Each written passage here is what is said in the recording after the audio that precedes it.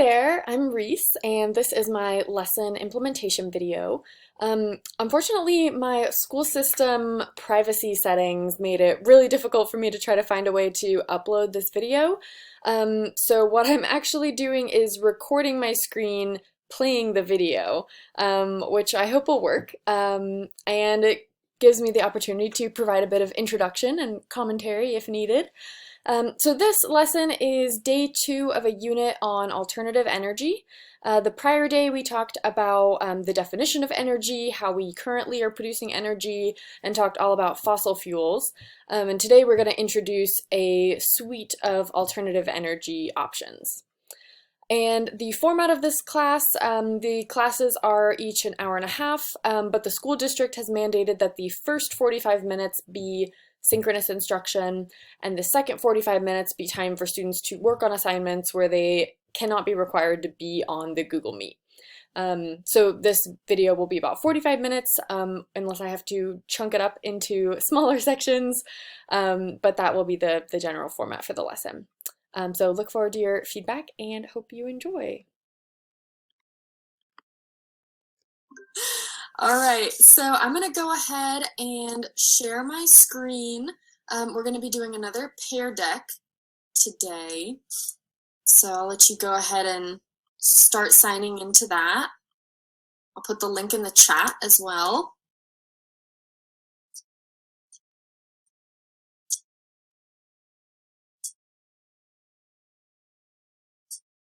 Everybody having a good Thursday?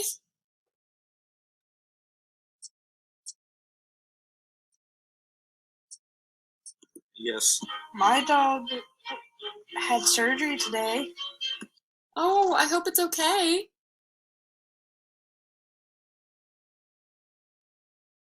It's fine. She had to be spayed. Happens to a lot of our pets. All right, everybody getting signed into that Pear Deck okay?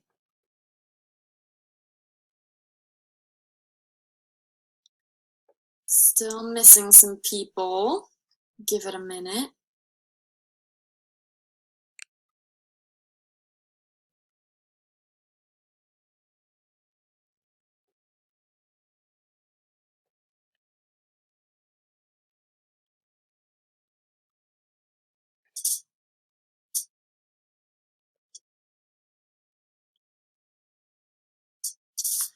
All right, still missing some folks. I guess it's only on 120.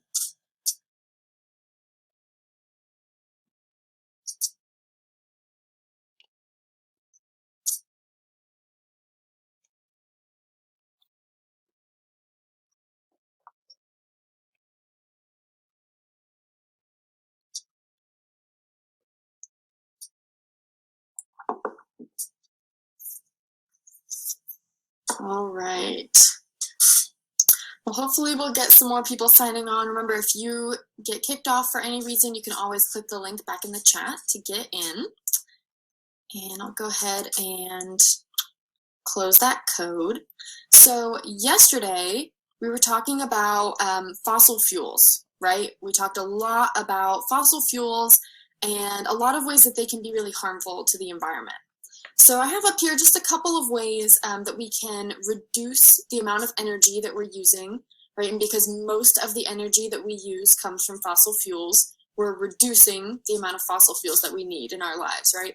So if you or your family does any of these things, you can drag one of the dots over to a square.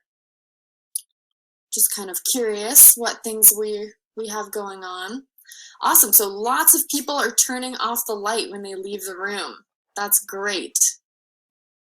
Excellent. Lots of people drying laundry on the clothesline, using high efficiency light bulbs. Awesome. Those are things that pretty much all of us can do. And we even have one hybrid or electric car. Awesome. That's definitely more expensive, not as easy for everyone. Cool. Wow, lots of green dots. That's awesome, you guys. Okay, so yeah, you're already taking this to heart, doing things at home to help make the situation better. But obviously we are still going to need some energy, right? I still want to use my laptop, so I'm gonna have to charge it somehow. So today we're going to be talking about alternative ways that we can get energy without burning fossil fuels. But first, so yesterday, I believe it was Olivia asked me a question that I didn't have the answer to, which was how much energy do we have to produce every day, right? Kind of the same question is how much energy do we consume every day? Because we have to produce as much as we are consuming. So I did a little bit of research and came up with this giant number, quadrillions of British thermal units, and all of these different ways that we can visualize it. But these numbers didn't really mean that much to me. So I just wanted to take a quick second and look at this infographic that shows how much energy the average US citizen is using. So not the whole country, but just me. So again, it gives us this big old number in terms of British thermal units, which is a unit for energy. But I like this description a little bit better. So hopefully you can see that the average energy consumption for one person for 1 year is about the same as the amount of energy in 31,000 burritos. Can you imagine? 31,000 burritos, that's so many. Or maybe we could imagine it as sticks of dynamite, right? Dynamite is really high in energy, right? It's explosive. So it would take 165,000 sticks of dynamite to drive my car, turn on my lights, charge my computer for a year. And then this is maybe how it looks more realistically, would be 15,000 pounds of coal, right? And that's just for one person. It's also enough energy to fly a really big plane, a Boeing 747 from New York to DC. Or if anyone has seen Back to the Future, you could take Marty back to the future 121 times. So thank you for that question. It was really good, got me thinking, and I thought that would be a helpful way to just kind of kick off today. Another thing I want to bring up before we dive in is that I had a little bit of a tech issue. I'm sure none of you have ever experienced that. And you all accidentally got a draft of the assignment where I had intended to change some questions that didn't get changed before it got to you. So does anyone remember seeing these questions on the quiz, maybe being a little bit confused? I was pretty impressed with how well some of you did on them. I do. Yeah, so first of all, I don't think we talked about that. Right, we didn't. So this was a mistake on my part. I thought that these questions were taken out, but they were still in there when it got to you. So it's my bad. I am adding the points for these questions to your grade. So no matter what you answered, you'll get credit for it. So it's not going to affect your grade. And you should have your grade returned to you if you have completed the assignment. So just to say what went wrong with them. So this first question is asking which of these is a false statement about fossil fuels. And it only gave you credit for this answer, that they do not contribute to global warming, right? Obviously, fossil fuels do contribute to global warming, so that's false. However, there are some other answers that I think you could make a pretty good argument for. So for example, they are relatively abundant. We talked yesterday about how they're going to run out, right? So that could be considered false. So no matter what you answered for this question, you'll get points. And then the second question has to do with earthquakes, and we didn't talk about that at all. So don't even worry about it. If you want it as a fun fact to carry around, the answer is oil, but you don't have to worry about that at all. And then one other question that I just wanted to go over. This one, there were a couple of wrong answers to, and I just wanted to make sure that we were all on the same page, right? So we're talking a lot about energy. It's important that we all are talking about the same thing. So for this question, what is energy? I saw a lot of people answering the ability to produce power. Would anyone be able to tell me why they think that's not the right answer?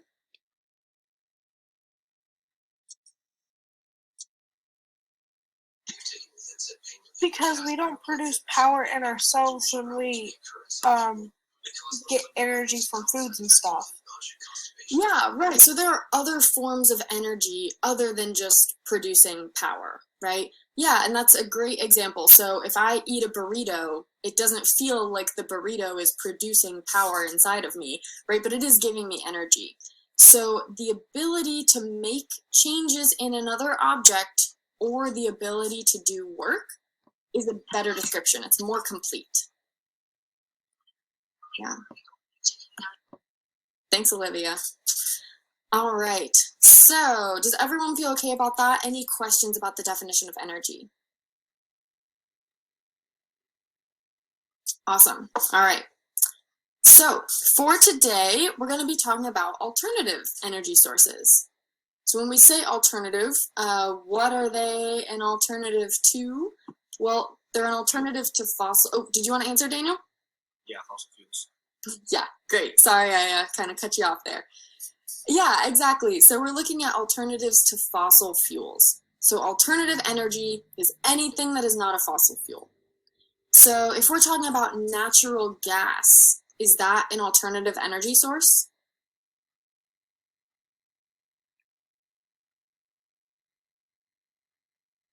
Natural gas, is it alternative?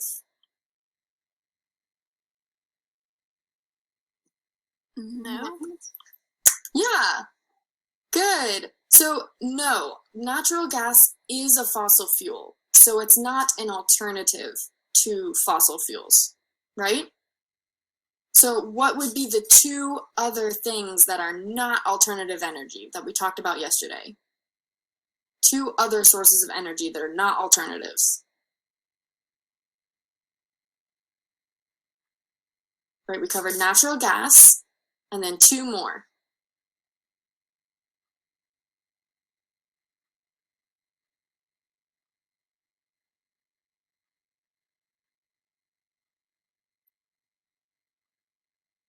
You guys got this. What are the three things? Yeah, coal. Thank you. And there's one more. Oil. Awesome.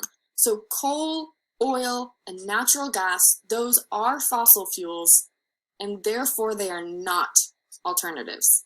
Does that make sense? You can't be both. It's one or the other. All right. So if we're talking about alternative energy sources, I'm sure that you all have probably heard of some ways that we can produce power that don't involve fossil fuels. So what are some examples? You can say them or put them in the text box. Ooh, nuclear power, good. Yeah. Nuclear power. Let's see, what else? I'm sure you've heard of others. Biodiesel, wow, awesome. Yes, that is an alternative energy source. It's not a fossil fuel.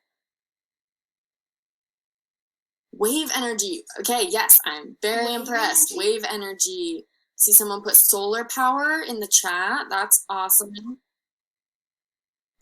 So carbon monoxide is something that is formed or produced when we burn usually fossil fuels or other kind of dangerous substances. So carbon dioxide and carbon monoxide are products of burning fossil fuels, and they end up in the atmosphere and cause harmful effects.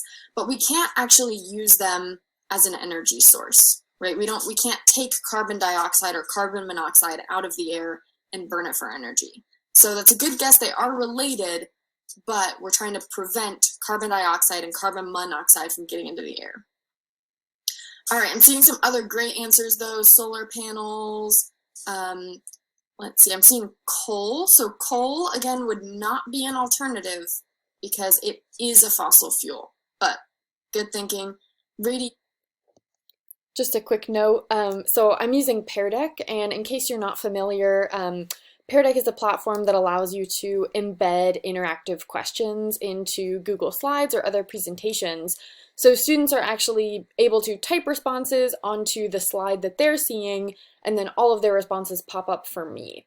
And so sometimes I'll choose to share those answers, and sometimes if I think that maybe some of the answers are not really on base or I don't want to distract people while they're still thinking, I won't share those answers. So in this case, I'm kind of going through the answers that they're putting in and filtering out the ones that I want to respond to before getting to the best answers, in my opinion. So similar to nuclear energy,